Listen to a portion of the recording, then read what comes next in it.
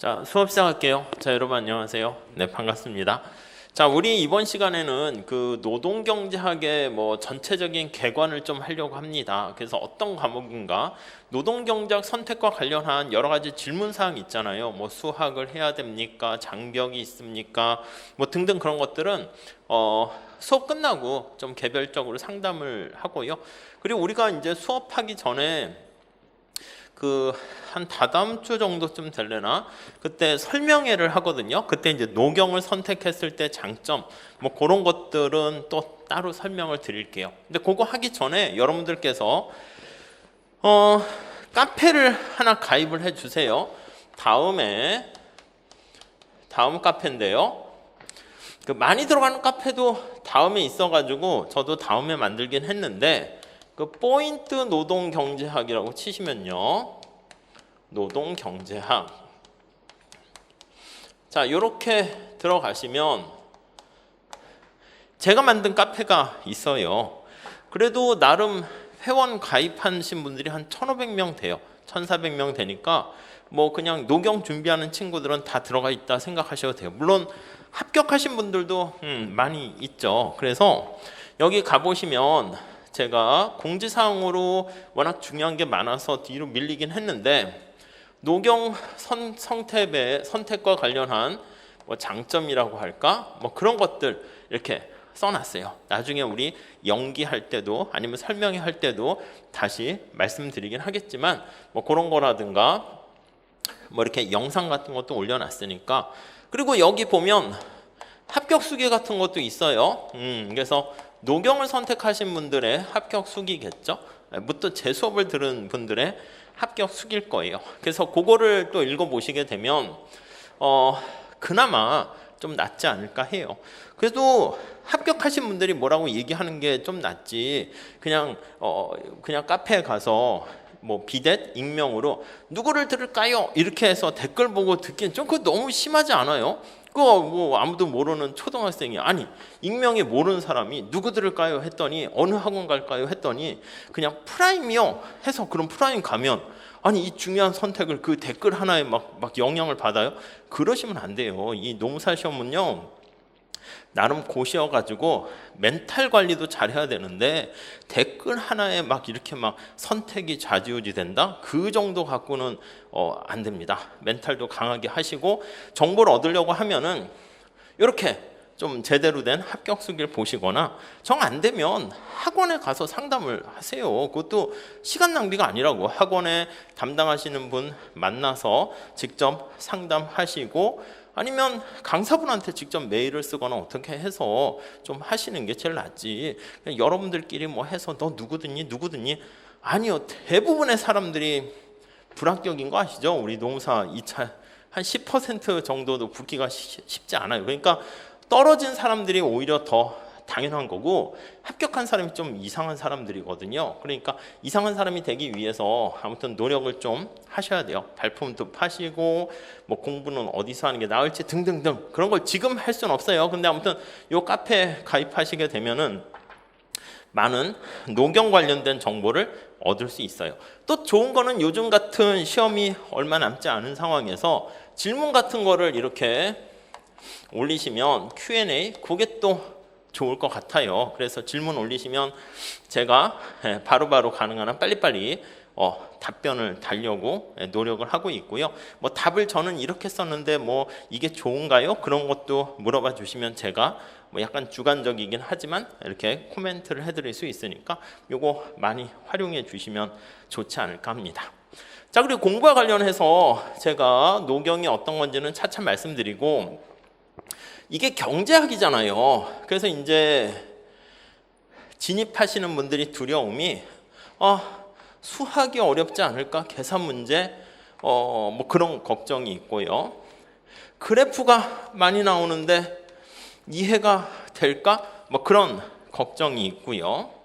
야, 노경은 고득점이 어렵다는데 이 고인물이 많아서 수학 전공이 아닌데 그런 고민들도 있는데 간단하게 이거는 그냥 개별적인 게 아니라 일반적인 거니까 말씀을 한꺼번에 드리고 시작할게요.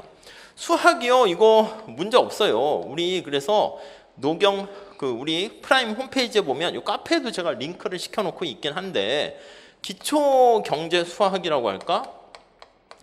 요거 강의를 보시면 돼요.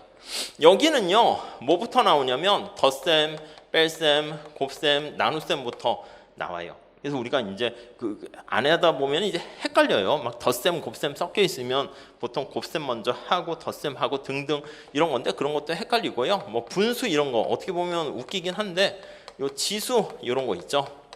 이런 거요. 아니면 이제 간단한 루트 이런 것도 있습니다. 우리가 많이 쓰는 루트가 루트 x는 2분의 1승이다. 이렇게 하는 이런 것들 많이 쓰는데 그런 강의가 올라가 있어요. 20시간 좀 안 되게 돼 있거든요. 그리고 짧게 찍었으니까 그것만 잘 보시면 돼요. 뒤에 부록에는 삼각형의 면적 구하는 그런 것도 넣어놨어요. 이거 안 하다 보면은 이 삼각형의 면적 우리 구하거든요. 아니면 이렇게 뭐 평행사변형의 면적 이런 것도 구해요. 근데 이거 뭐 또 중학교 어디 뭐 하기도 애매하잖아. 근데 그런 것도 있고요. 이제 이런 것들은 이제 아시는 분들은 다 그대로 보시면 되겠고 그래프 1차 그래프 1차 방정식과 2차 방정식 이런 것들 내용도 있으니까 한번 부담 없이 보세요. PPT를 좀 자세하게 했는데 따로 책은 있긴 하거든요. 근데 뭐 구입을 해도 좋고 안 해도 좋은데 그냥 쓱 한번 보시고 뒤에 나오는 연습 문제가 다 우리 경제학과 관련된 연습 문제들이에요. 주로 이제 공무원 시험이나 간평사 시험의 기출 문제들이 담겨 있어요. 그리고 이제 간단한 미분이라는 요거 그래프를 이용한 요 또 미분 요 방법 툴만 아시면 돼요. 그래서 우리가 미분의 원리 이런 거 필요 없어요. 그냥 미분만 할 줄 아시면 돼요. 아니 우리가 수의 원리 해서 왜 곱셈은 이렇게 되고 0이란 무엇이고 그런 거 의미 파악하지 않잖아. 그럼 철학으로 넘어가게 되거든요. 그러니까 그냥 방법 툴로만 익히시면 되는데 요것만 한번 쭉 보고 오시면 우리한테 필요한 경제, 노동 경제 하는데 필요한 수학은 다 커버가 됩니다. 그래프요? 어우 대빵 쉬워요. 그래프가 있기 때문에 노경이 힘들어 보이긴 하지만 막판에서의 장점이 돼요. 요즘 이제 시험 얼마 안 남았을 때 아마 경조나 딴 거 선택하신 분들은 막 으아 머리가 터질 것 같아 이러실 분들이 많아요. 암기할 양이 되게 많아서 그런데 우리 노경은요 그래프도 간단해. 축이 두 개밖에 없잖아. 여기 수평축을 x축이라 하면 여기에 어떤 변수가 있고 여기에 어떤 변수가 있나 그것만 그냥 파악하셔서 잘 째려보면 돼요. 그리고 우리 시험은요 무슨 뭐 5급 공채나 행시처럼 뭐 이렇게 복잡하게 응용하는 문제가 나오는 게 아니라 교과서에 있는 문제가 지금까지는 그냥 그대로 나왔어요. 교과서, 그러니까 이제 정 안 되시는 분들은 가만히 보니까 그래프 보는 법을 익히지 않으셔가지고 어떻게 할지 모르는데 그냥 그래프를 통으로 암기하더라고. 그러면 이제 단점은 조금 응용하게 되면은 이제 당황할 수 있는데 우리는 그래프 보는 법도 말씀드리고 그 다음에 그래프를 그렇게 꼬아서 내지 않기 때문에 간단해요. 우리가 살짝 보긴 할 텐데 그런 그래프 보는 법 하면 돼요. 이게 축이 두 개밖에 없기 때문에 그렇게 어렵지 않습니다. 간단합니다. 여기다 축이 하나 더 들어가면은 그건 3차원이잖아. 그럼 이제 머리가 이렇게 이게 공간 감각 능력이 있는 사람들이 이해는 잘 되는데 2차원 평면에 나타내기 때문에 그닥 그렇게 어렵지 않다는 거 말씀드리고 또 쉬워요. 그러니까 간단해요. 고득점 이거는 뭐 어쩔 수 없어. 상대평가니까 내가 경조를 하든 민사를 하든 민소를 하든 이게 성적대로 해서 대충 뭐 60점 정도 넘으셔야지 합격을 할 수 있는데 노경의 장점은 제 수업을 들으신 분들은 이게 한 0기부터 쭉 하면 기존의 경제학 전공하셔서 좀 처음부터 스타팅 포인트가 좀 높은 데서 시작하신 분이 있고 법학이나 이공계 쪽이어서 경제학이 아예 베이스가 없지만 연기 1기 가면서 이렇게 따라잡는 분들이 많아요. 그래서 3기쯤 가보면 약간 비슷비슷해. 그래서 비슷비슷한데 레인지는 이렇게 되는 것 같아요. 대략 한 62점에서 대략 한 58점 요 사이에 그냥 왕창 몰려 있는 거죠.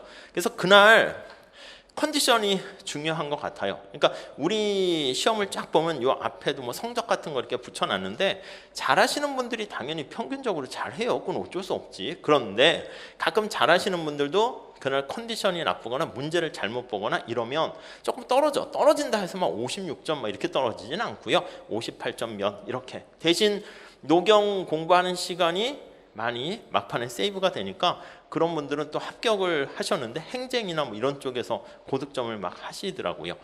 그리고 이제 노경에서 한 58.9점 이렇게 3기 때 받으신 분들이 막판에 정리 잘 하고 이렇게 쓰시게 되면 이렇게 그냥 60점 넘는 결과를 얻기도 하더라고요. 가끔 보니까 자꾸 그러시더라고. 야, 뭐 노경은 뭐 하나 틀리면은 완전 날아간다. 그거는 아까 얘기했던 완전히 기본적인 그걸 틀렸을 때 날아가는 거지. 우리가 이제 요즘은 이제 채점하기 쉽게 하려고 부분 점수 계산 문제를 이렇게 좀 차곡차곡 주긴 하거든요. 거기서 하나 정도 틀리면 그렇게까지 뭐 이렇게 치명타가 있거나 그렇진 않아요. 예년도 그렇고 작년도 그렇고 예년에 보면 계산 문제를 틀렸는데 중간에 과정이라도 쓰겠지. 우리가 회계사나 세무사 같이 정답 맞으면 맞고 이런 시험이 아니거든. 그러니까 아직은 논술형이에요. 논술형. 우리 시험은 다른 회계사나 뭐 세무사의 뭐 회계세법 같이 답 찾는 거나 아니면 행시 그쪽 5급 공채 같이 어려운 계산 문제를 이렇게 푸는 그런 거면은 사실은 저도 여러분들 좀 경제학 전공자 아니면 선택하지 마세요 이러는데 그게 아니라 약간 논술이야. 그래서 썰 푸는 게 많은 비중을 차지하고 있기 때문에 그래서 그래프는 이게 딱 가운데 하나 있고 그래프를 해석하는 그런 거기 때문에 별로 어렵지 않은 것 같아요. 대신 고득점이 어렵다는 거는 아까 얘기한 것처럼 이게 상향 평준화되는 경향이 있더라고요. 그렇기 때문에 오히려 경제학 전공하신 분들이 어깨에 힘이 들어가 있어. 내가 말이야 경제학 이래가지고 오히려 실제 점수에서는 한 59점 몇 이렇게 되는 분들이 많고 오히려 60점 넘고 이런 분들은 또 이제 법학이나 이런 거 하신 분들이 그냥 제 말씀을 잘 들으세요. 시키는 대로 잘 하고 그런 분들이 오히려 또 막판에는 점수가 더 잘 나오는데 다 같이 그래도 윈윈 이렇게 하는 것 같아요. 뭐 윈윈은 공부 시간을 많이 세이브할 수 있기 때문에 그렇다. 그래서 아까 말씀드린 것처럼 한 58점에서 62점 그 사이 레인지에만 안착이 되면 그냥 시험장에서 컨트롤 잘하면 약간 그냥 이렇게 확 떨어지진 않는데 브리타성이 뭐 그렇게 있진 않아요. 아직까지 제가 강의한 이후에 브리타가 나온 적은 없어요. 근데 저도 수업할 때 혹시나 해가지고 교수님들 책의 구석에 있는 것도 설명을 드리기도 하고 하는데 지금까지는 그냥 교과서에 있는 메인 텍스트북에 있는 거기에서 주로 나오게 되었습니다. 그래서 고득점은 글쎄 모든 시험이 다 어렵지 않습니까? 어려워요. 노동법도 그렇고 다른 것도 그렇고 그냥 열심히 최선을 다하고 뚜껑은 열어봐야 되는데 노경은 정해진 답 쓰는 툴이 있어요. 법학도 그렇고 뭐 인사나 다른 것도 마찬가지인데 노경은 더 틀이 이렇게 딱 정해져 있어요. 그래서 간단한 말로 서술적으로 설명하는 그거에다가 지금 여기 나와 있는 그래프에다가 그 다음에 계산이 아니라 이 표현을 수학이라는 언어를 통해서 목적식 제약식으로 설명을 할 거예요.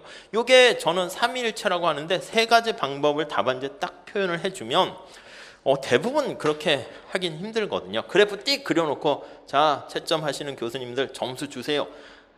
주겠지. 딴 사람들이 그래프를 안 그렸으면 주는데 다 그린단 말이야. 그러니까 그 그래프에 대한 약간 설명, 해설 집어넣고 그걸 압축해서 수학이라는 언어로 좀 표현하는 법만 연습하고 익히시면은 그냥 엄청나게 문제를 내가 거꾸로 읽지 않는 이상은 그냥 뭐 노경이 뭐 엄청 뭐 그렇게 뭐 되거나 뭐 문제아가 되진 않을 것 같습니다. 아무튼 이 정도만 말씀드리고 구체적으로 궁금한 사항은 카페에 놀러 오시고 또 수업 끝난 다음에 질문 주시고 우리 또 설명회 할 겁니다. 설명회 깜짝 쇼 설명을 할 건데 설명회도 참석해 주세요. 예전에는 설명회를 무슨 뭐 비싼 1등 선물 주고 했는데 좀 선물을 좀 낮춰서 많이 받아갈 수 있도록 해주자 뭐 이런 의견이 많아서 참석하시기만 해도 이렇게 뭐 이래저래 선물들 푸짐하게 주지 않을까 합니다.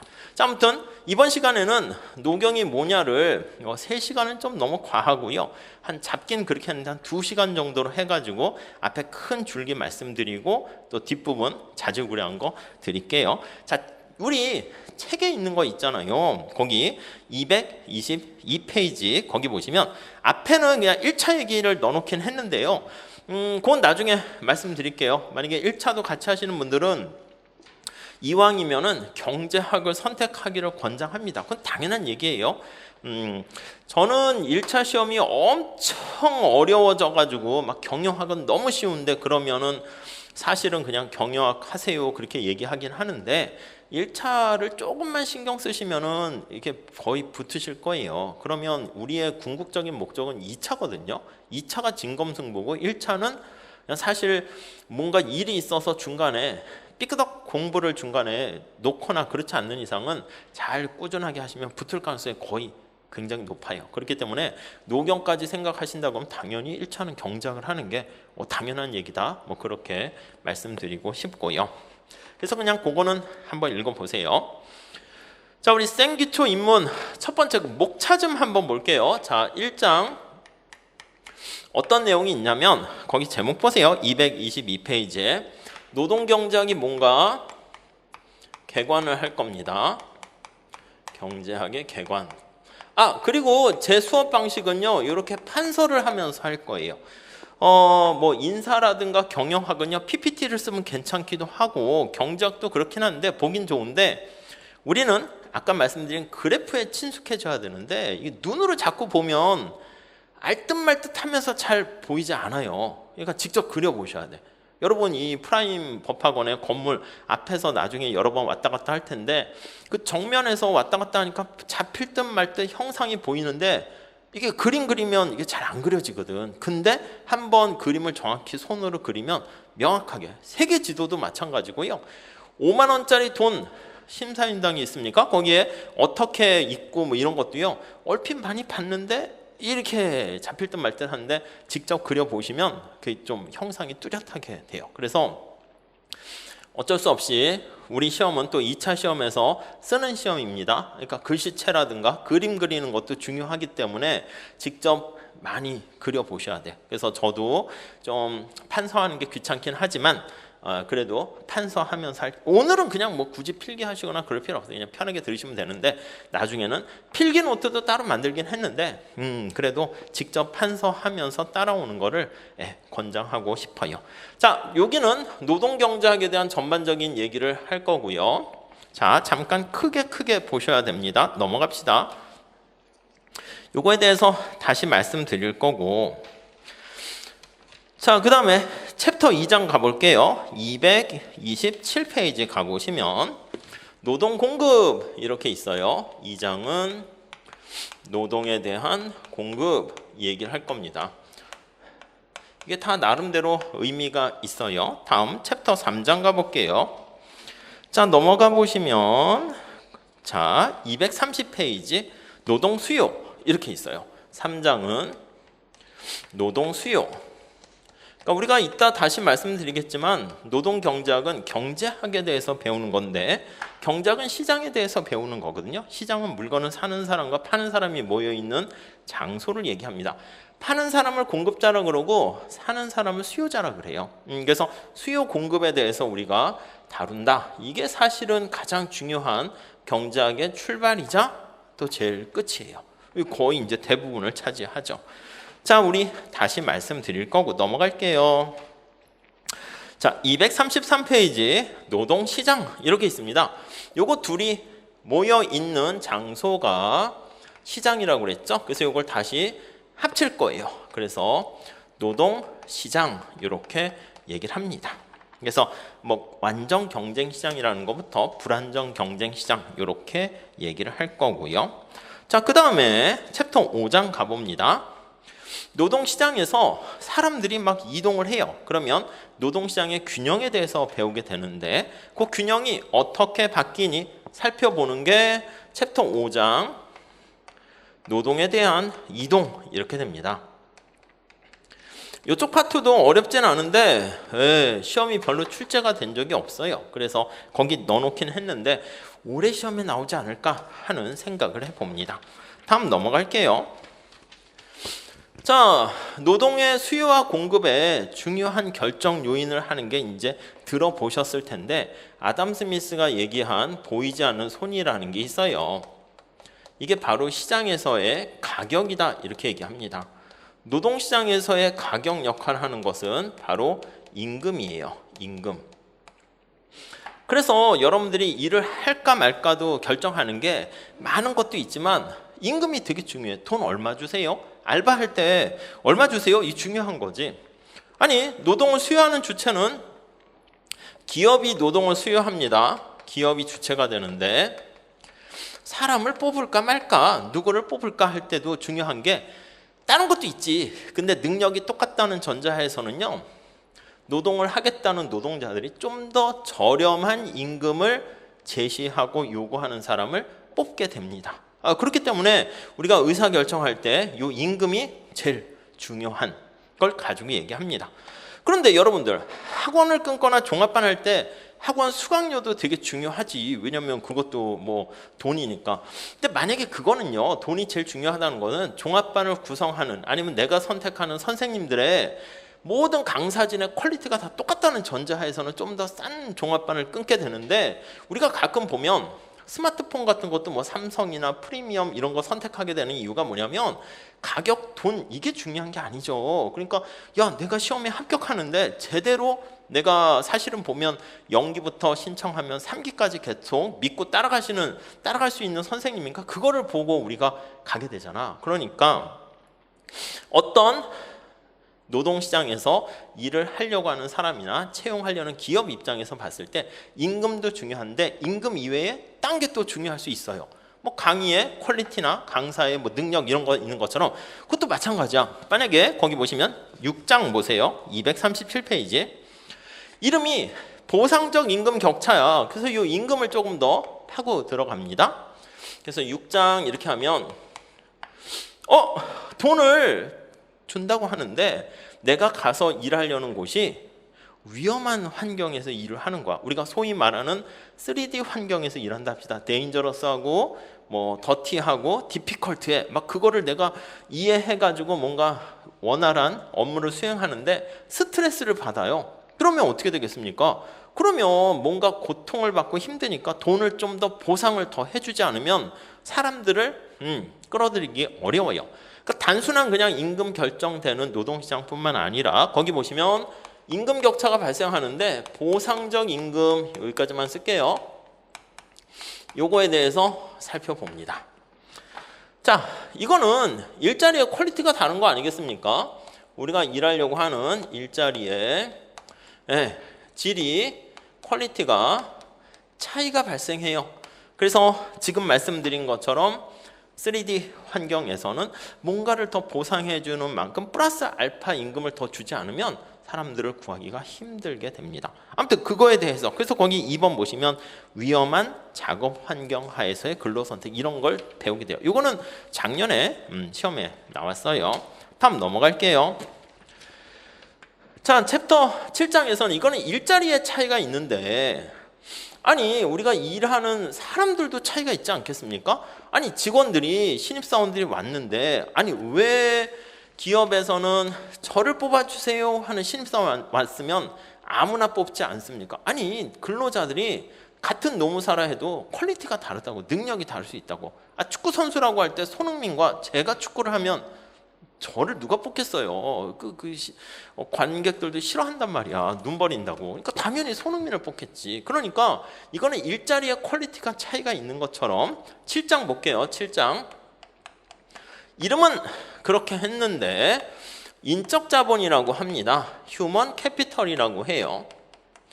그러니까 휴먼 캐피털, 노동자는 노동자인데 뭔가 지식이 몸에 체화된 노동자, 근로자, 기술이 있는 근로자, 자격증을 소지한 근로자, 다르잖아. 그러니까 사실은 저는 적극 찬성해요. 그냥 학교를 다니거나 아직 재학생이거나 아니면은 갓 졸업했거나 취업하려고 하는데 이 취업 시장이 요즘 어려운 거 아시잖아. 뭐 공무원 시험을 보든 공기업이든 사실은 자격증을 이렇게 하나 따는 게 좋습니다. 그리고 노무사든 무슨 다른 자격증도 상관없는데 요즘은 노무사가 그래도 핫한 측면이 많이 있어요. 그래서 노무사 자격증 따면 앞에 노무사 홍길동 얼마나 좋아. 중간에 이걸 무슨 뭐 한 5년마다 다시 재시험 봐서 갱신되고 이런 거면은 사실 힘들게 땄는데 다시 갱신해서 시험 보려면 좀 할까 말까 고민하는데 한 번 따면 계속 노무사인 거야. 그렇지 않습니까? 노무사 일을 안 해도 돼. 노무사 일을 안 하면 그거 자체가 아깝긴 하지만 뭐 내가 봤을 때 노무 일을 하려고 했더니 나한테 안 맞아. 그럼 그냥 뭐 커피 타는 거지. 뭐 커피 타는 노무사 해서 유튜브 찍고 해서 뭐 혹시 알아요? 그리고 유튜브에도 먹방 많이 있는데 그냥 뭐 먹방하는 뭐 노무사 하면은 막 진짜 쯔양같이 잘 먹어. 그러면은 야, 저 노무사는 뭐야? 해가지고 뭐 그럴 수도 있잖아. 뭐 기타 치는 노무사를 하던 아무튼 뭐 그러니까 그 앞에 노무사자 하나 들어가는 게 뭐 그렇게 엄청 뭐 인생을 뒤바꿀 만한 그건 아니지만은 노력한 만큼의 제가 봤을 때의 자격증의 가치는 있는 것 같아요. 그러니까 괜히 뭐 노무사가 좋아요, 뭐 회계사가 좋아요, 간평사 좋아요, 변호사 좋아요. 아니 그 필요 없이 그냥 우선 따세요. 따면 그냥 괜찮은 것 같아요. 그러니까 이게 노동자들의 퀄리티 차이가 있다니까요. 근로자들의 위에는 일자리고요. 질의 차이가 있는 거야. 그러니까 우리가 이 앞에까지 얘기하는 거는 노동시장에서 일자리는 다 똑같은 거야. 삼성이나 중소기업이나 다 똑같고 근로자들도 다 똑같은 거야. 그러니까 근로자들이 일을 하는데 손흥민이나 저나 똑같은 일을 하기 때문에 똑같은 임금을 줘도 된다. 동일 임금, 동일 노동, 동일 임금 거의 가는 건데 손흥민과 제가 같은 축구 선수 한다 해도 똑같지 않잖아. 그러니까 동일 노동이 아니지. 그러니까 다른 노동이니까 다른 임금을 받게 되는 게 정당한 거다. 공정한 거다. 그렇게 봐야 된다는 것이죠. 무슨 말씀인지 아시겠죠? 그래서 인적 자본을 축적하는 것과 관련해서는 거기 밑에 제목 보시면 교육, 학력 이런 거 있잖아요. 그런 것들을 우리가 다루게 될 겁니다. 다음 넘어갈게요. 자, 그러니까 이게 임금에서 파생되는 게 되게 많아요. 경제학에서는 이 아담 스미스가 얘기한 가격이라는 거에 대해서 늘상 초점을 갖고 공부를 하게 됩니다. 그래서 그냥 단순히 임금이 결정됐네 이렇게 막 영혼 없이 하면은 이게 나중에 보시면 아시겠지만은 답안지에도 퀄리티와 여러분들이 제대로 알고 썼는가 그냥 대충 암기했는가 아니면 이 친구는 제대로 고민을 했는가 이렇게 다 드러나요. 아마추어끼리 봤을 때 모르지. 제가 봤을 때는 무슨 노래 자랑 콘테스트 보면 우와 뭐 그렇게 노래 잘하는 사람들이 그렇게 많고 밴드 악기 잘 다루는 사람 그렇게 많아요. 그런데 축구 선수도 그렇지. 이 동네 잘하는 사람도 보면 야 너 손흥민급이다 라고 하는데 프로랑 아마추어 차이는 완전히 차이가 크거든. 우리도 그 콘테스트 가면은 심사위원 나온 사람이 제가 발견해내지 못한 것들을 막 이렇게 지적을 한단 말이야. 그러면은 역시 또 가수도 이제 그냥 아마추어 가수랑 프로 가수랑 차이가 있는 것처럼 차이가 난다고요.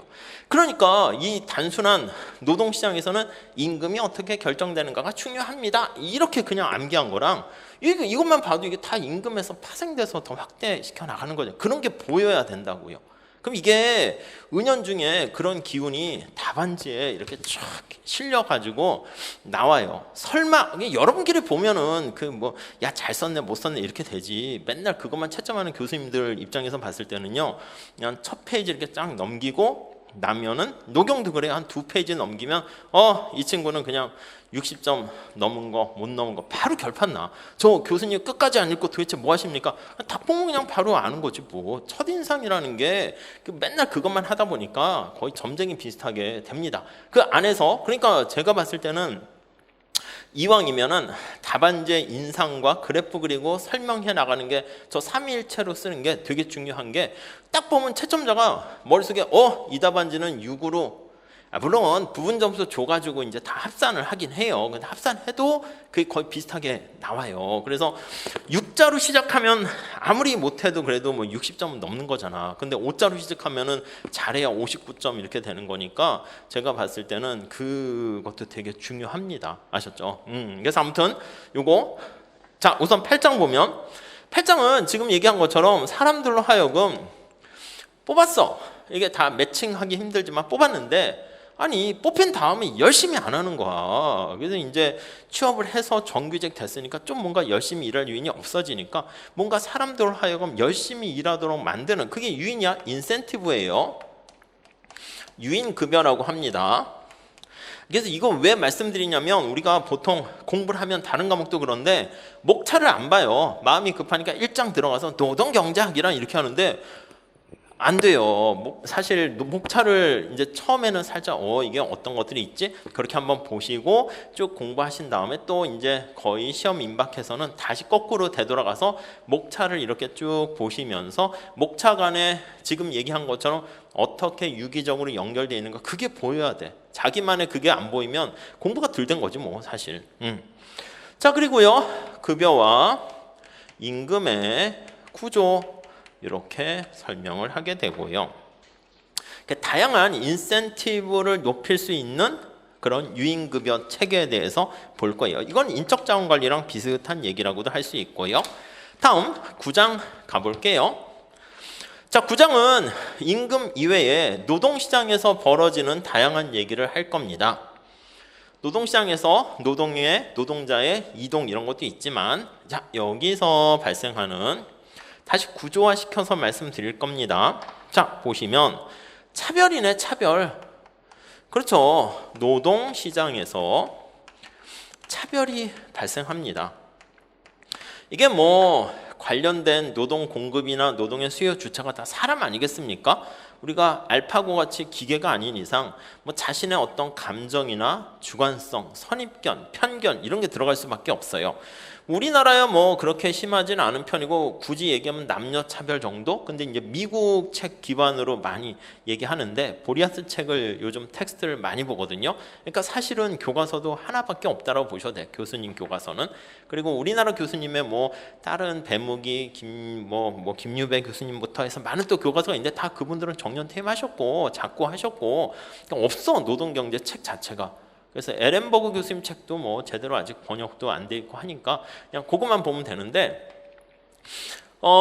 외국 원서에서는 보면 인종차별도 되게 심하잖아. 그래서 최근에는 요 차별과 같은 얘기 그거를 많이 보게 될 거예요. 차별의 유형과 이런 것들 보게 되고요.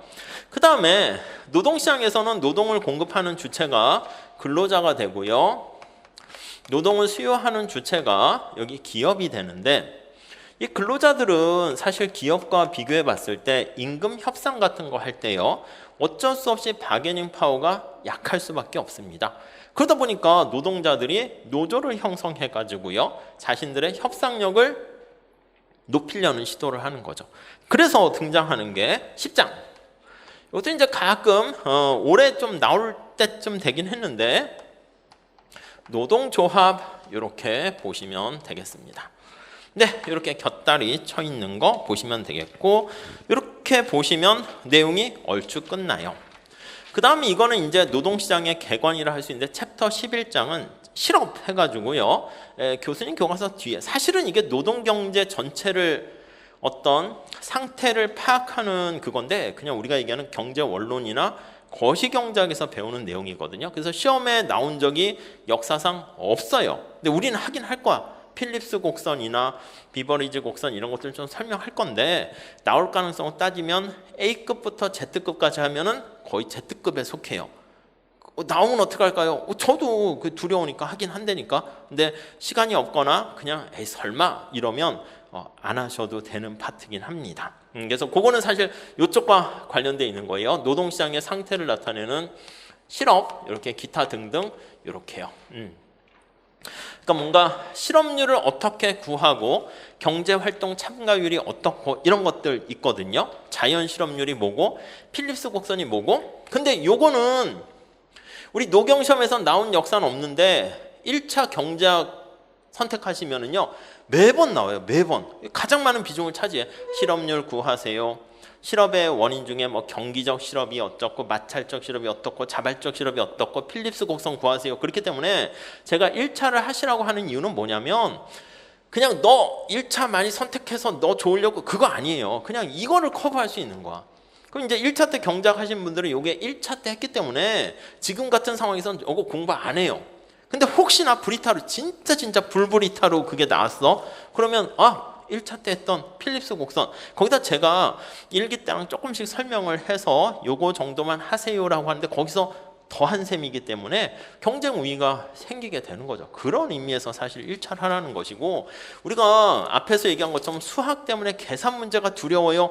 1차 때 경제학의 시험 문제가 대부분이 이번에 또 출제 가능성이 있는데 탄력성 구하고 이런 거 있잖아요. 그 1차 때 연습 많이 해요.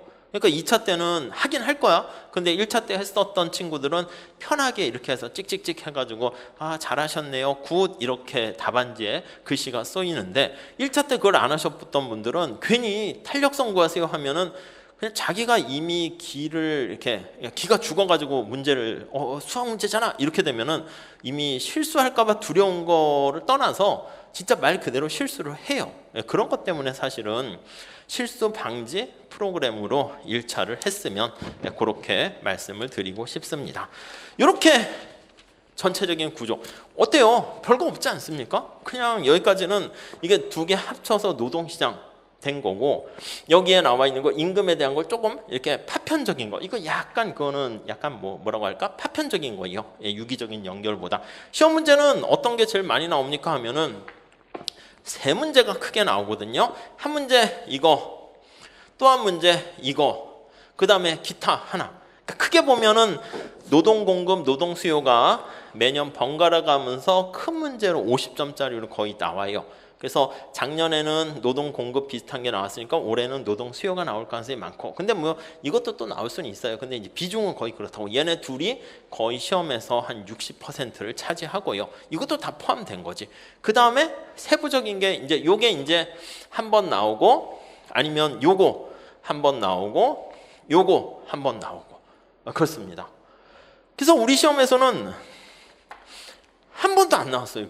이게 우리 살짝 로이의 모형 해가지고 노동 이동인데요. 한 번도 안 나오지 않을까요? 제가 봤을 땐 이거요. 인적 자본 되게 중요하잖아.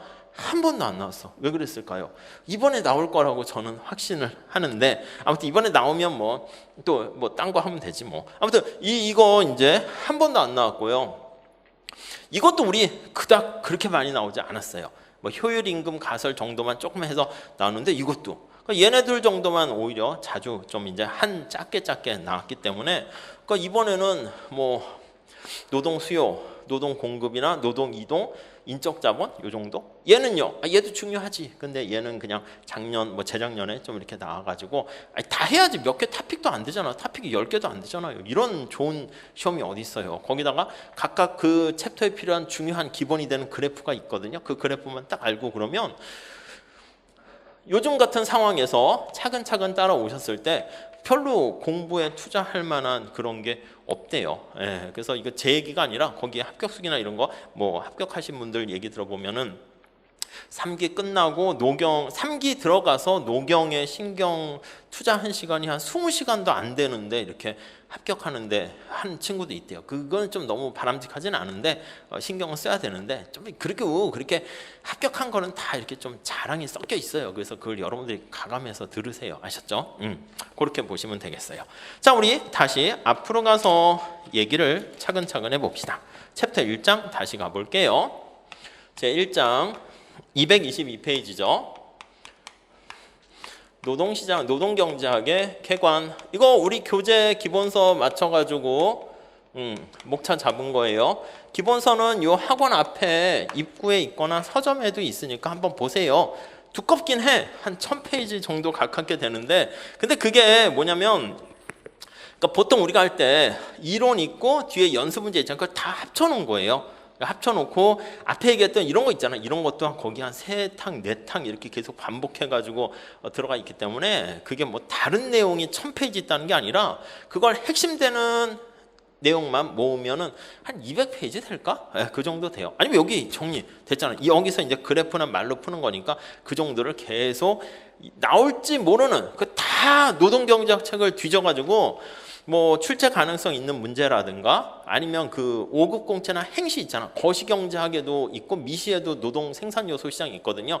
유명한 교수님 책에 있는 내용이나 연습 문제도 다 집어넣었어요. 그러니까 아마 그 책을 장담컨대 벗어나는 일은 없을 거예요. 그러니까 공부를 많이 해서 그 책을 회독수로 높이면서 내용을 꼼꼼히 보시면 아 브리타가 뭐가 뜰지 몰라 이런 걱정은 없지 않을까 하는 생각이 들어요. 그리고 이게 그래프가 많고 내용이 거기서 거기이기 때문에 처음에 볼 때만 그렇지 이제 한번 좀 이렇게 하게 되면은 책장 넘기는 것도 굉장히 쉽게 넘어갈 수 있어요. 자, 우선 다시 볼게요. 1 거기 보세요. 노동경제학이 뭐냐? 한번 살짝 볼게요. 아니 이게 우리가 주관식이니까 여러분들 꼭 답안지에 글씨로 쓰진 않더라도 옆에 스터디를 하는 친구들한테 스터디를 하신다면 설명을 해줄 수 있는 게 되게 중요해요. 아니면 거울 보고 설명하세요. 좀 웃기긴 한데 거울 보고 야 노동경제학이 뭐 하는 학문이야? 뭔가 설명을 할 수 있어야 돼요. 아셨죠? 간단하게 정리해놨어요. 개념 한번 볼게요. 자, 노동경제학이란 무엇을 다루는 학문이다. 이렇게 우리 보통 교과서는 약간 두괄식 연역식으로 돼 있지 않고 귀납식으로 돼 있거든요. 이렇게 설명하고 이걸 노동경제학이라 한다 이런 식으로 돼 있는 경우 많은데 우리는 그렇게 하지 않을 거예요. 그냥 답안지 쓰는 것도 바로 그냥 뼈를 때려버릴 거야. 그냥 노동경제학이란 뭡니다. 그래서 좀 그거에 대한 걸 풀면 이렇게 풀어낼 수 있습니다. 이렇게요. 아셨죠? 거기 첫 번째 둘 있어요. 노동시장의 작동 원리를 배운다. 그냥 끝이야. 경제학은요. 시장에 대해서 다루는 거거든요. 그럼 경제 원론 할 때부터 얘기할 건데 그냥 경제학은 시장에 대해서 다루는데 무슨 시장? 노동이 거래되는 시장에 대해서 다루는 게 노동경제학이다. 이렇게 보시면 되겠습니다. 간단하죠? 이렇게요. 우리는 뭐 두 문자 딸 것도 없어요. 그렇게 뭐 두 문자를 따는 거는 뭔가 맥락이 연결이 안 되는 그런 학문에서는 뭔가 열거하는 거 할 때 한두 개라도 빠지면 이거 점수 감점 아니야? 그렇기 때문에 빼먹지 않으려고 이제 우리가 하는 건데 우리 노경은 특성상 하나를 딱 실타래를 풀면은 두루루룩 이렇게 나와요. 그렇기 때문에 뭐 두 문자 이런 게 필요가 없어요. 그리고 얘기했잖아. 말로 설명하고 그래프 설명하고 식 쓰고. 그러니까 노동경제가 뭐냐? 시험 문제가 그렇게 나오진 않겠지만 나오면 말로 이렇게 써요. 노동시장의 작동 원리를 분석하는 학문이다. 뭐 끝. 노동시장이 뭔데? 노동시장 수요 공급 그리고 그거에 대한 수요 함수 공급 함수 3개 써주면 퍼펙트한 거지 뭐. 아셨죠? 거기다 이제 살을 붙여서 자신이 공부한 내공을 붙여서 풀어나가시면 돼요. 자, 그래서 첫 번째 줄 다시 볼게요. 노동시장의 작동 원리를 이론적으로 학습하여 노동시장에서 발생하는 특정한 어떤 결과들을 관찰하는 겁니다. 그걸 이해하는 겁니다. 그런 다음에 어떤 외부적인 충격이 발생해서 최저임금제가 오거나 코로나 사태가 발생하거나 그때 노동시장에 어떤 영향을 미칠까 이런 것들이 우리의 관심이에요. 그래서 단순한 작동 원리가 아니라 고령화나 저출산이 노동시장에 미치는 영향 이런 거 있잖아요. 그런 것들을 하는 거야. 어떻게 했을까요? 말로 쓰면 이거 뭘부터 써야 될지 애매한데 노경에선 그래프를 그리는 거야. 노동의 수요 곡선 그린 다음에 그 충격 때문에 수요가 어떻게 변하고 공급이 어떻게 변하고 AI라는 4차 산업혁명이 되었을 때 어떻게 변할지 그거 그냥 써주시면 돼요. 자, 거기 보시면 우선 경제학이란 두 번째 단락이 있어요. 노동경제학도 경제학이니까 경제학이란 시장의 수요와 공급을 다루는 거예요. 그래서 수요는 물건을 사는 사람이고 공급은 물건을 판매하는 사람을 얘기합니다.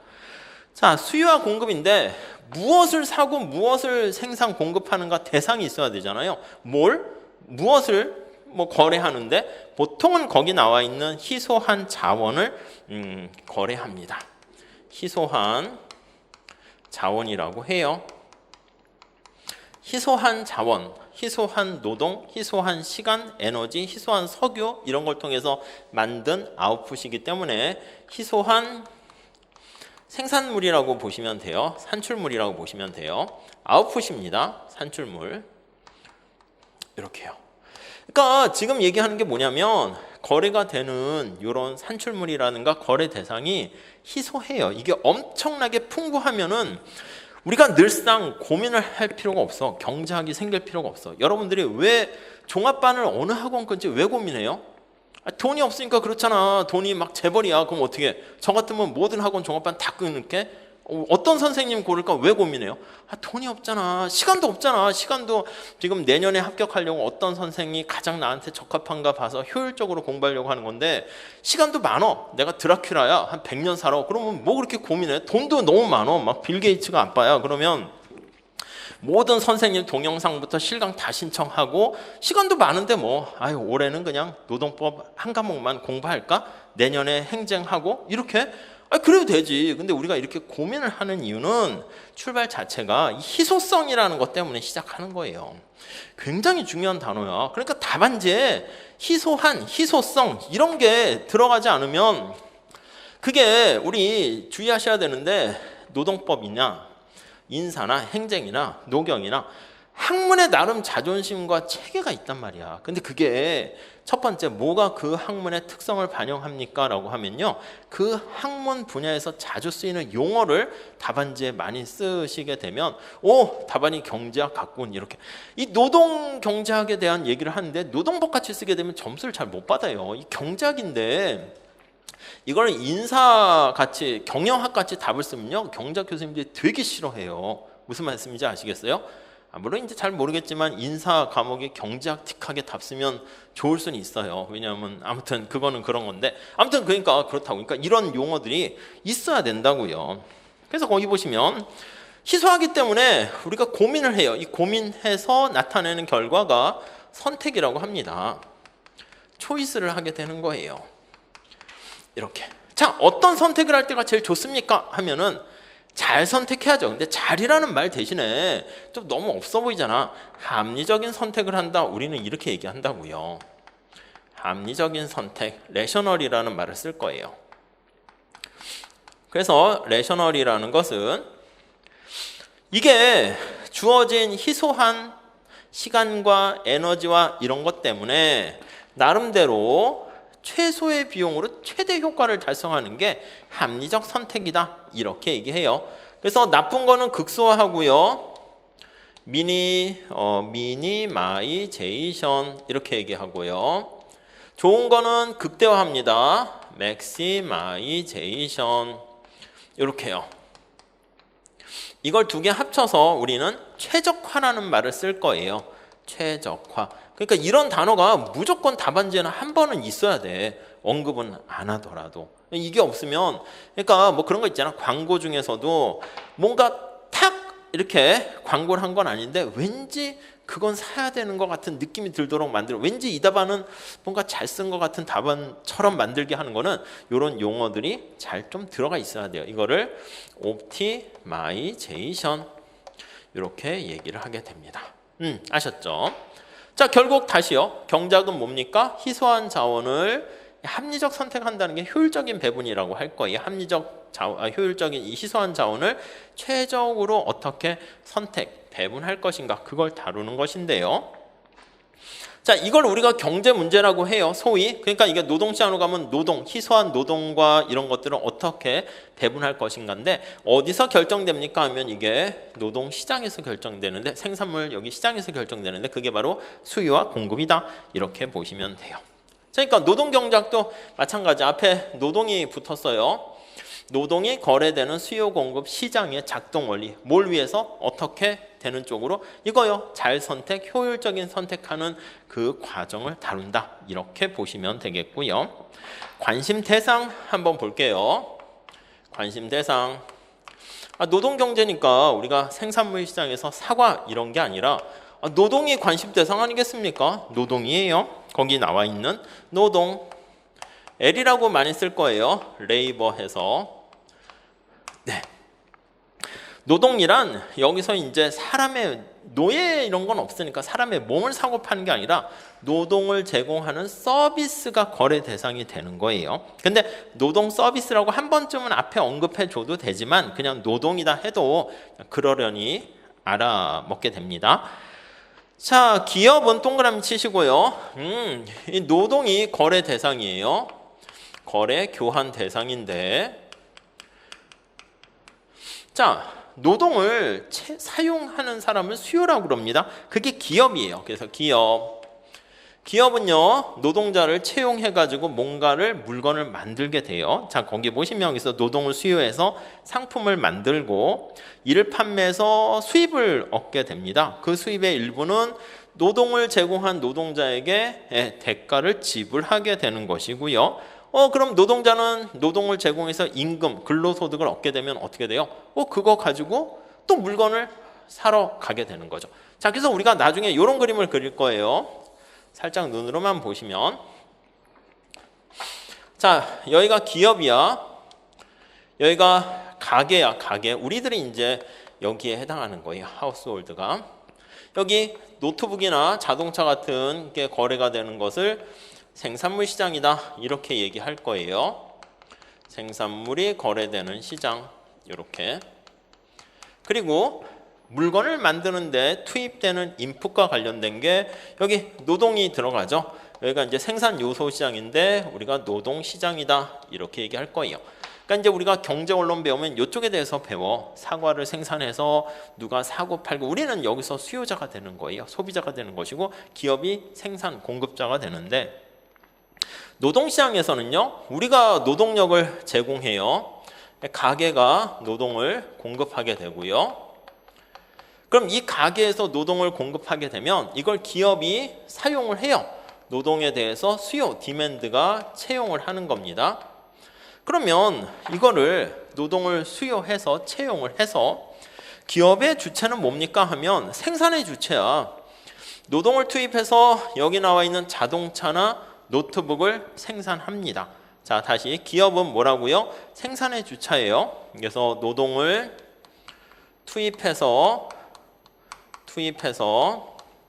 뭔가를 산출물을 생산을 만들어내요.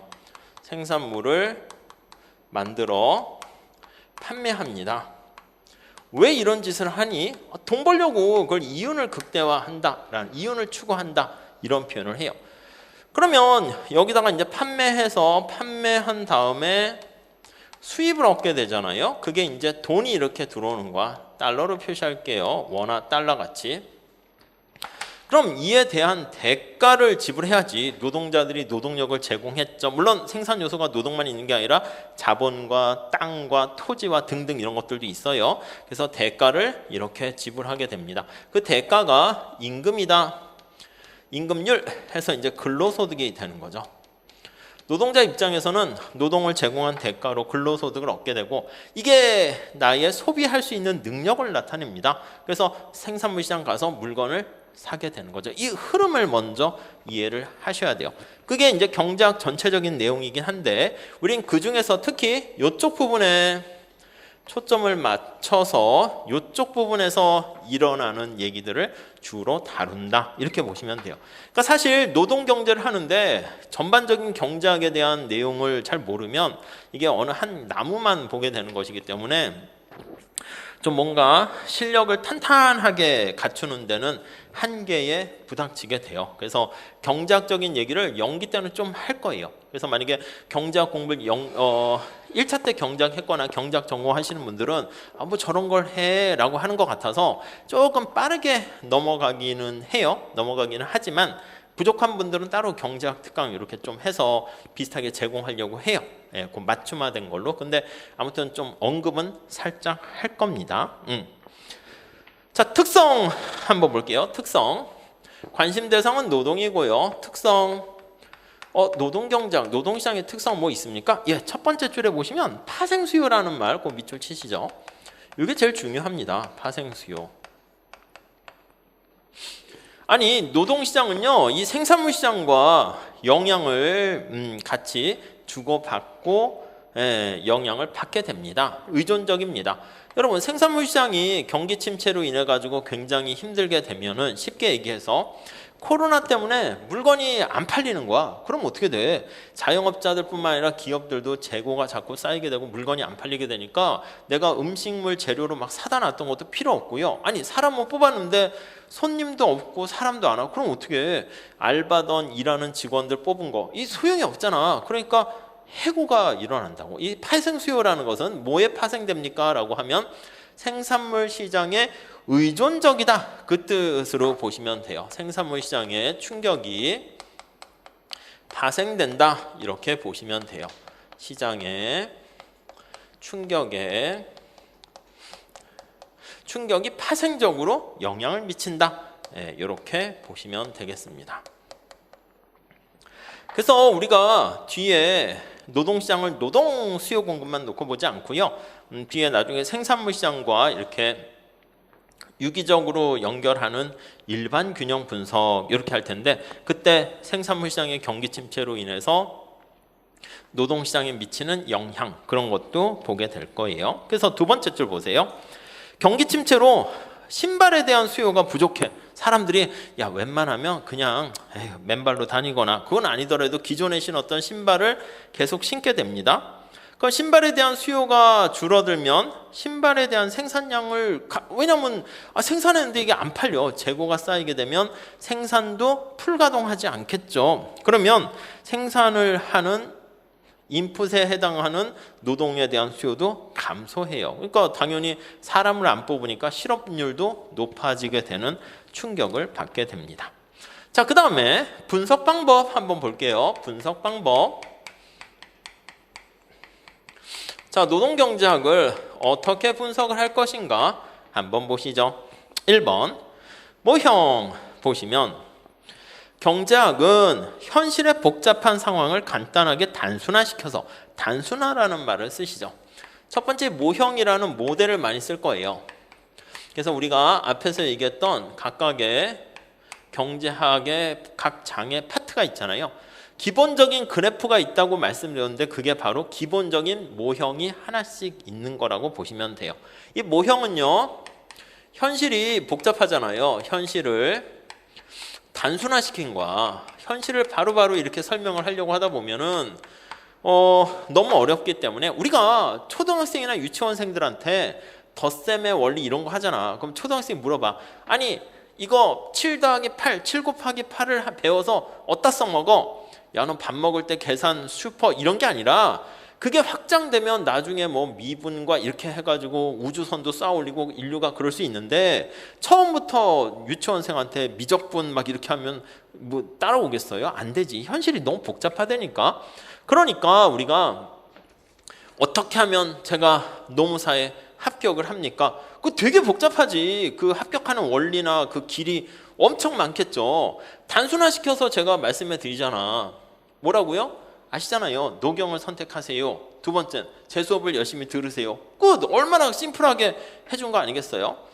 요즘은 제가 이제 교회를 열심히 다니는 건 아니지만, 예를 들면 천국에 가고 싶어요. 천국에 가는 길이 무수히 많겠지. 근데 뭐 교회에서 얘기하면 나를 믿어라, 하나님 예수님 믿으면 천국 간다, 심플하게 얘기해 준 거잖아. 그러니까 이제 이게 뭐야 이럴 수 있는데, 그걸 얘기를 다 썰을 풀면은 이게 뭔지 이해를 못 하니까, 자 이것만 하세요 이렇게 얘기를 해준다고요. 그게 바로 모형이라고요. 무슨 말씀인지 아시겠죠? 물론 이제 결론은 심플하지만 왜 이런 모형을 사용했는가, 그것까지는 해야 되는 거죠. 아니 왜 노경을 선택하고 왜 프라임을 와야지 합격하는가, 그걸 이제 수업 들으면서 이제 깨닫게 되는 거지. 무슨 말씀인지 아시겠죠? 자, 이 모형을 설계하기 위해서는 세 번째 줄에 현실을 좀 잘 반영하는 가정이라고 합니다. 그 가정을 중심으로 단순화시키는 거예요. 단순화시켰다라는 것을 가정한다 얘기합니다. 저는 답안지에다가 굉장히 경제학 답안지에서 강조하는 게, 어떤 거에 대해서 논하시오 하면 그래프 막 그리고 여기서 끝나는 게 아니라 앞에다가 모형에 대한 얘기와 모형의 가정을 잠깐 길게 쓸 필요 없어요. 너무 길게 쓰면은 이게 막 용두사미가 될 수 있으니까, 이 목차라도 작은 목차 잡아서 이 모형의 가정은 이렇다 두세 줄 써주면 이게 그 경제학 답안지 같다니까. 그러니까 보통 이제 교수님들이 논문 쓸 때가 다 그렇게 써요. 앞에 내가 왜 이 논문을 썼는지 앞에 쓰고, 이 진짜 재밌고 중요한 겁니다 앞에 얘기해야 돼. 그렇게 어필 안 하면 교수님들이 바빠가지고 이 학술 논문 같은 거 얘기하는 거예요. 안 봐요. 그러니까 요즘 같은 코로나가 중요하면 코로나 해법을 밝힙니다. 이래야지 사람들이 하고 이렇게 보게 되지. 그냥 엄하게 이제 뭐 질병의 근원 이렇게 하면 누가 봐, 재미도 없는데. 그러니까 임팩트 있게 하고, 그다음에 이제 그게 이제 모형으로 할 때 앞에 가정 해가지고 이렇게 딱 써가지고 이제 뭐 분석을 하게 되는 거죠. 그 원리에 따라서 우리 답안지도 뭐 학술 논문 같이 쓸 건 아니지만 그렇게 조금 쓰면은 뭔가 이렇게, 그러니까 교수님들 채점하시는 분들이 그거에 대해서 늘 트레이닝이 돼 있기 때문에 그런 식의 답을 이렇게 쭉 써주면 당연히 읽기도 쉽고, 이게 왠지 그 준비가 잘 된 답안지처럼 느껴진다고요. 아셨죠? 자, 그리고 거기 보시면 실증 경제와 규범 경제 이렇게 돼 있는데,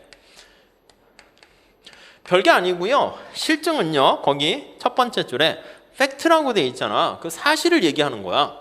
What is 이걸 얘기하는 거예요. 팩트 체크 우리 이렇게 하잖아요. 보통 뉴스 같은 거에서 팩트에 대해서 다루는 거예요. 그래서 밑에 나와 있는 것처럼 야 우리나라 청년 실업률이 몇 %고 경제 상태가 어때? 그 사실을 얘기하는 거. 이거는 누구도 다 동의합니다. 누구도 아니 밝혀진 데이터에 따른 그거니까 다 동의를 해요. 근데 실업률이 굉장히 높은데 야 그래서 이거 청년 실업률을 어떻게 해결해야 되겠어? 이거요. 이건 사람마다 다르지. 그러니까 해결하는 방 그게 이제 규범 명제에 속해요. 그래서 규범은 거기 보시면 두 번째 줄에 가치 판단 당위 이렇게 돼 있어요. 가치 판단 주관적인 거죠. 당위적이라고 얘기해요. should라는 게 있어요. what should be 해가지고 어떻게 해야만 한다라는 밑에 규범 경작 얘기 나와 있어. 청년의 실업률이 몇 %다, 뭐 25%다. 어이구 되게 많네. 어떻게 해야 되는가? 사람마다 야 정부가 적극 개입해가지고 해라. 개입하는 방법도 차이가 있을 수 있고 어떻게 해야 된다. 뭐 다 다른 정답이 있을 겁니다. 그래서 경작자들이 싸우거나 논증하는 것도 보면 경작에서도 여러 가지 뭐 경작자들 뭐 파도 있고 막 그런데 목적은 하나 똑같아. 행복한 인간 사회를 만들자는 건데 그 가는 길이 다 다르기 때문에 이렇게 가야 된다 저렇게 가야 된다 등등 얘기를 하게 되는 겁니다. 아셨죠? 넘어갈게요. 자, 노동경제학의 성과의 평가 방법 나와 있는데 이거야. 세 번째는 노동경제학에 대해서 다뤘어. 경제학은 궁극적으로 인간의 행복해지자 이거를 다루는 건데 노동경제학의 성과도 마찬가지입니다. 희소한 노동을 적절하게 잘 배치해가지고 가능한 한 많은 양을 생산하고 노동자들도 분배를 많이 받아가서 다 같이 웃는 행복한 세상을 만들자라는 게 노동경제학의 궁극적인 목적이 되는 거예요. 그래서 가장 성과를 높이는 것 첫 번째 줄에 그거를 후생경제학이다 이렇게 얘기합니다. 웰페어라는 말을 쓰는데 약간 일본식 한자식 표현이에요. 그러니까 웰빙 있잖아. 웰빙 경작, 행복 경작이라고 보시면 내 느낌이. 근데 경작에서 이제 후생이라는 말을 쓰니까 여러분들께서는 후생 경제, 후생 이렇게 보시면 돼. 첫 번째 줄에 현재 상태가 얼마나 바람직한가를 평가하고요. 좀 더 나은 상황으로 가기 위해서 어떻게 가야 되냐? 그거를 설명하는 겁니다. 아니 근데 야 어떤 게 행복이야? 뭐 기준이 있어야 되지 않겠습니까? 그 기준이 이제 우리는 두 가지 정도 잣대를 가지고 얘기할 거예요. 두 번째 줄 보시면 하나는 그게 효율성이고요. 나중에 연기 때 다시 할 거예요. 또 하나는 공평성이다 이렇게 보시면 되겠습니다. 그래서 이 효율성과 공평성이라는 두 마리 토끼를 잡는 게 우리의 목적이에요. 효율성은 뭐냐라고 하면은 아니 우리가 희소한 자원을 어떻게 사용할 것인가요? 우리 뭐 올림픽이나 이런 것도 보면 야구 선수나 축구 선수 할 때 똑같은 재원을 가지고 어떻게 선수를 기용하느냐에 따라 성과가 달라지고요.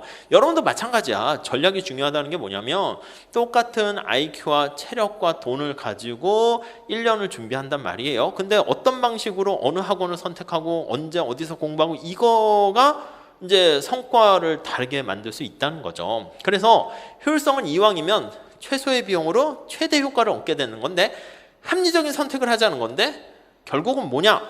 낭비가 없다 이 뜻이야. 낭비가 없어.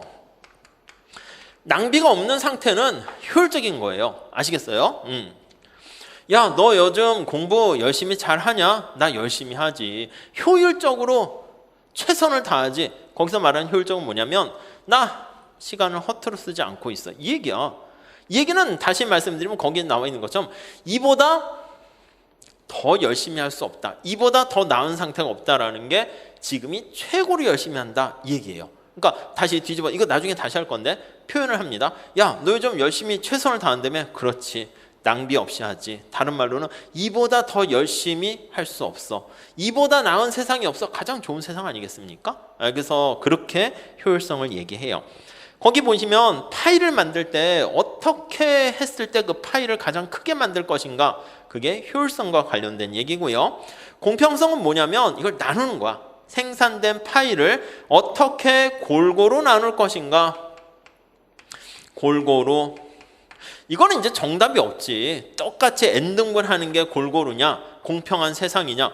아니 글쎄 다 n등분 하는 게 공평할까요? 손흥민하고 제가 같이 막 뛰었어. 손흥민이 골도 많이 넣고 기여도 많이 했는데 제가 주장하는 거죠. 똑같은 공격수로 뛰었으니까 똑같은 돈을 받게 해달라. 이게 공평한 거예요? 그런 게 어딨어. 저는 별로 기여한 것도 없는데. 그래서 이거는 정답이 딱 정해진 건 아니지만 우리 경제학에서는 n빵해서 n분의 1이 그냥 공평하다. 그렇게 그냥 그거는 이제 효율성에 초점 맞추기 위해서 그냥 대략 얘기하는 것이고, 기본적으로 이제 골고루라는 얘기는 기여한 만큼 이거야.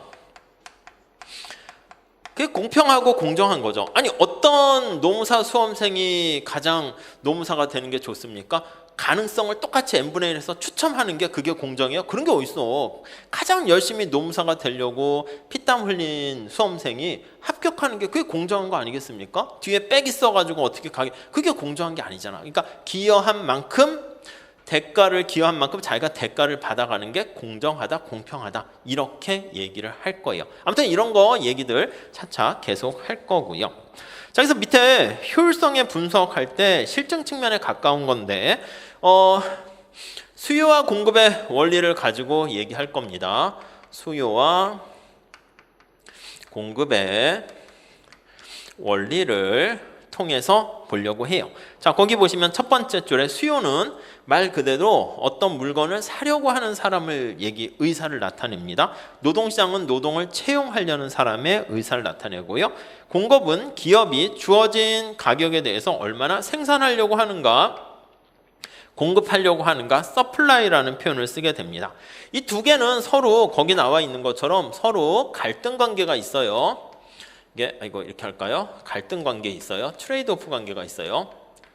아니 우리 소비자 생각해봐. 소비자는 어떻게 합니까? 가능한 한 물건을 싸게 사려고 하고 기업은 가능한 한 물건을 비싸게 팔려고 하고 서로 이제 목적으로 추구하는 바가 달라요. 근데 그 갈등이 해소가 돼서 이제 모두 다 계약이 체결되는 평화로운 상황이 달성되는데 그게 바로 보이지 않는 손의 역할에 의해서 우리가 나중에 균형이다 이렇게 얘기할 거예요. 이 갈등 관계가 이게 해소되는, 컨플릭트가 해소되는 그런 상태를 균형 상태다. 나중에 또 계속 얘기할 겁니다. 그때 이 갈등 관계를 해소시키는 중요한 역할을 하는 게 세 번째 단락에 보시면 아담 스미스가 얘기한 보이지 않는 손이고 그게 바로 가격이에요. 내가 물건을 사러 갔어. 노트북을 사러 갔는데 야, 이 정도 성능이면 이 정도 퀄리티면 이 정도 가격을 줘야 되겠다. 살려는 사람도 나름대로 싸게 살려고 하는데 얼마까지 생각하고 갈 거 아니겠습니까? 근데 물건 파는 사람이 500만 원 주세요. 나는 한 150만 원까지 생각했는데 500 주세요 하면 됐어요, 안 갈래요. 그냥 계속 갈등이고 균형 거래가 계약이 체결되지 않는 거예요. 근데 나는 마음속에 우리가 뒤에 다시 할 건데 150만 원까지 줄 생각이 있었어요. 어느 정도 퀄리티가. 근데 물건 파는 사람이 시장에서 형성된 가격이 120만 원에 거래가 된대. 그럼 어떻게 해요? 그 사람한테 150을 줘요? 아니지. 시장 가격이 120이니까 겉으로는 찡찡거리겠죠. 이게 너무 비싼데 요즘 시대 120만 원 하면서 물건을 주고 사오면서 뒤돌아서면 어떻게 돼요? 미소를 짓겠지. 야, 나 이거 150만 원까지 줄 생각이 있었는데 120만 원 줬네. 30만 원 이득을 얻었네. 그게 바로 소비자 잉여예요.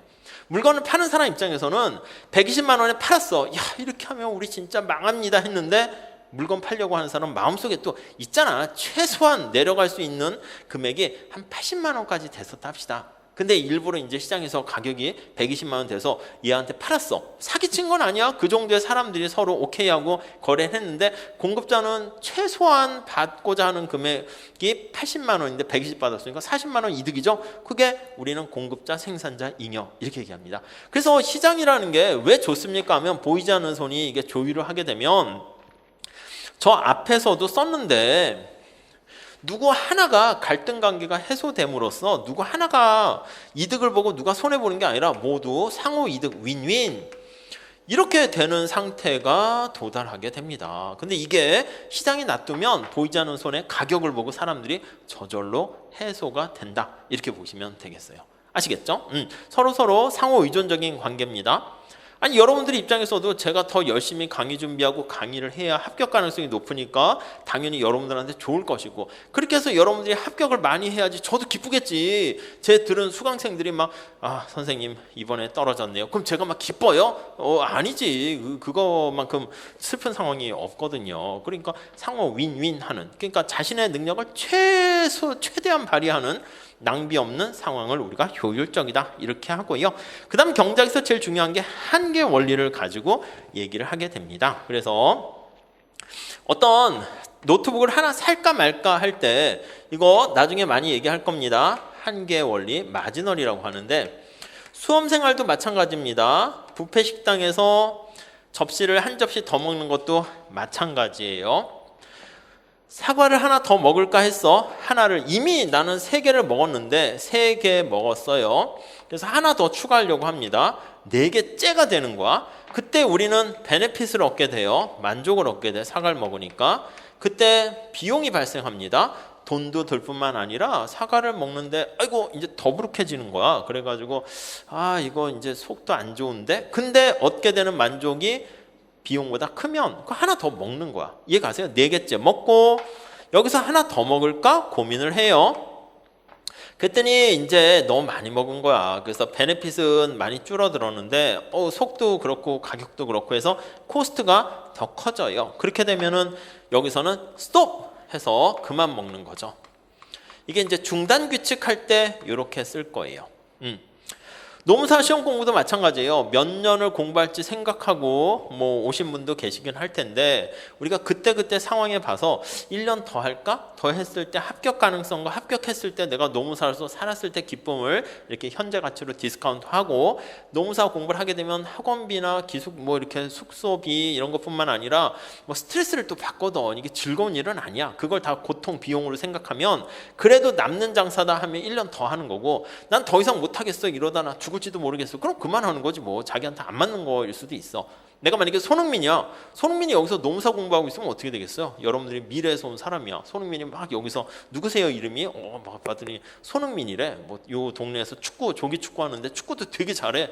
여기 있어야 되겠어요? 아니면 딴 데 가야 되겠어? 제가 신이라고 그러면 흥민아 미안하지만 너 열심히 했는데 빨리 제발 딴 데로 가. 영국이든 유럽이든 축구 선수 하란 말이야. 이렇게 해서 떨어뜨릴 수도 있어요. 근데 그거를 자기가 바로미터로 내가 손흥민인가 아닌가 그걸 좀 파악해야 되잖아요. 그거는요, 목숨 걸고 해보세요.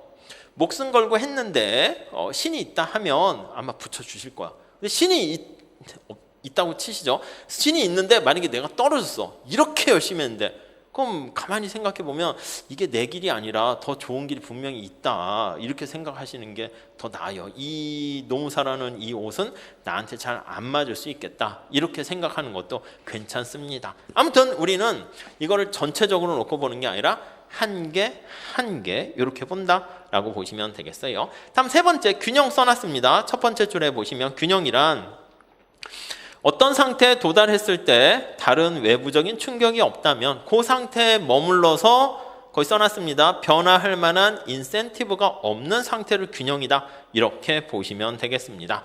자, 그 다음에 그 균형 상태에 도달한 다음에, 지금 이것도 균형이야. 여러분들이 앉아서 수업을 듣고 있는데 우리 태양계를 지구가 도는 것처럼 나가려는 원심력과 구심력이 같이 힘이 똑같으니까 이렇게 도는 거죠. 여러분도 밖에 나가고 싶은 마음과 앉아 있으려고 하는 마음이 같으니까 지금 이렇게 있는 거지. 내가 지금 갑자기 앉은 자리가 에어컨이 너무 세가지고 그리고 너무 냉방병에 걸릴 것 같아서 춥다. 그럼 어떻게 되겠어요? 그럼 자리를 옮기겠죠. 그 상태가 균형이 아니라 어떤 에어컨의 세기 때문에 충격이 발생해서 자리를 옮기면 그 균형이 이동하는 겁니다.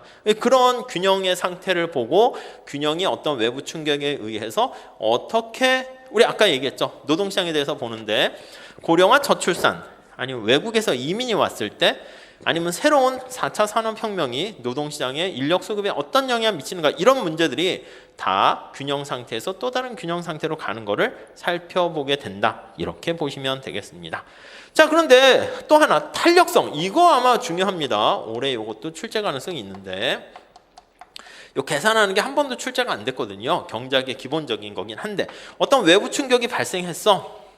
탄력적이다라는 거 우리 많이 하죠. 고무줄이나 용수철이 얼마나 탄력성, 신축성이 있는가, 그건데 거기 첫 번째 줄에 보시면 외부 충격에 대해서 균형 상태가 변화하는데 얼마나 민감하게 반응을 하는가, 그거에 대해서 나타내는 게 바로 측정하는 게 탄력성이다 라고 보시면 되겠습니다.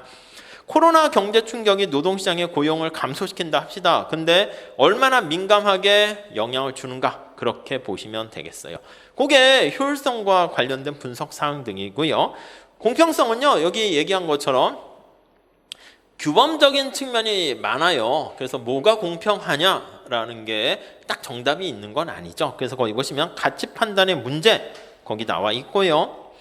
또 우리가 봤을 때는 야, 가만히 내 인생 내가 알아서 살 거야, 이렇게 얘기할 수 있는데, 정부가 봤을 때는 가만히 있는 게 효율적이지도 못하고 바람직하지 않은 거야. 손흥민이 너무 많이 잘하는데, 너무 그러니까 좋긴 한데 너무 많은 부와 이런 것들을 갖게 되니까, 흥민아 너 말이야 좀 이렇게 같은 축구 선수인데 쟤는 제대로 뛰지 못해서 먹고 살기 힘드니까 네가 좀 도와주는 게 좋지 않겠니? 이렇게 할 수가 있잖아요. 그런 것들이 우리가 거기 규범적인 측면, 정부의 정책이라고 그랬습니다. 요게 여기 들어가요. 팔리시가. 이 정부 정책과 관련된 거는 약간 규범적인 측면이 강하다. 자, 그래서요, 첫 번째 줄 볼게요. 맨 마지막 줄에 정부의 다양한 정책에 대한 판단과 평가, 최저임금을 설정한다거나 어떤 규제라고 얘기할 거예요. 레귤레이션이라고 얘기할 겁니다. 이러한 규제에 대한 평가, 이런 것들이 우리 노동경제학에서도 얘기합니다. 예, 그 정도 봐주시면 되겠어요. 자, 그 다음 페이지에는 이 필기노트에 담겨 있는 건데, 그 컬러풀하게 원래 써 있긴 한데 약간 여기는 2도로 인쇄하다 보니까 한 가지 색깔로 돼 있긴 해요. 그래서 필기노트는 굳이 구입 안 하셔도 되는데, 필기노트를 어떤 분이 이제 구입하신 다음에 뭐 그런 얘기도 있어요. 아니 선생님, 필기노트 구입했는데 왜 판사하는 거나 내용이 필기노트랑 다릅니까? 아니, 그거는 재작년에 강의한 거를 보고 제 제자 중에서 글씨를 이쁘게 쓰는 친구한테 필기노트를 만든 거거든. 그러니까 기본적인 경제학적인 설명은 대동소이한 게 들어가 있어요. 책에 있으니까. 근데 아니 제가 필기노트랑 똑같이 하게 되면 그럼 못하러 강의를 새로 찍어요. 작년 강의 그냥 트는 게 더 낫지. 무슨 말씀인지 아시겠어요? 근데 기본적인 그림이나 내용이나 컨텐츠는 담겨 있으니까 수업을 이렇게 듣다가 저는 이제 당연히 변화하고 발전하겠죠. 근데 기본적인 그림들은 거기 들어가 있다고. 근데 그러니까 이제 그걸 기본으로 하시고 직접 필기하는 게 제일 좋은데, 때로는 필기하다가 강의 내용을 못 따라가거나 놓치는 분들이 계시더라고요. 그런 경우에는 필기노트 옆에 펼쳐두시고 필기를 대충 하면서 복습을 하실 거 아니겠습니까? 하실 때 그 필기노트를 보면서 또 참고해서 하시면은 도움을 받는다는 친구들이 꽤 있어가지고 이제 만들게 된 것이고, 그리고 이제 노동법이나 인사같이 학생들이 되게 많은 경우에는 학원에서 보통 필기할 사람 해서 장학생 이렇게 해서 무료로 주기도 해. 근데 노경은요, 필기할 사람을 하고 막 했는데 아무도 지원을 안 하는 거야. 그래가지고 할 수 없이 그냥 제가 그냥 필기노트 따로 해가지고 복사비만 했거든. 한 100페이지 좀 넘는데 칼라 복사해서 얼마더라 잘 모르겠는데 그거 정도만, 인쇄 칼라 복사해도 그 정도 나올 거예요. 그런 거니까 또 어떤 분은 아니 왜 딴 사람은 주는데 왜 선생님은 필기노트 팝니까? 아니 필기하겠다는 지원자가 없더라고. 그래서 아무튼 있게 되면은 뭐 그러면 좋긴 한데, 아무튼 그 어느 정도 뭐 한 거니까 없어도 되는데 이렇게 필기하는 거 뭐 좀 참고로 보시면 되겠습니다. 자, 우선 첫 시간은 인트로와 그냥 노동경제학이 뭔가 개관을 했고요. 잠깐 쉬었다가 그 다음에 앞에서 나온 거 있잖아, 노동 공급, 수요, 이런 거에 대해서 조금 더 디테일하게 말씀드리고 끝내도록 할게요. 잠깐만 쉬었다 하겠습니다. 예.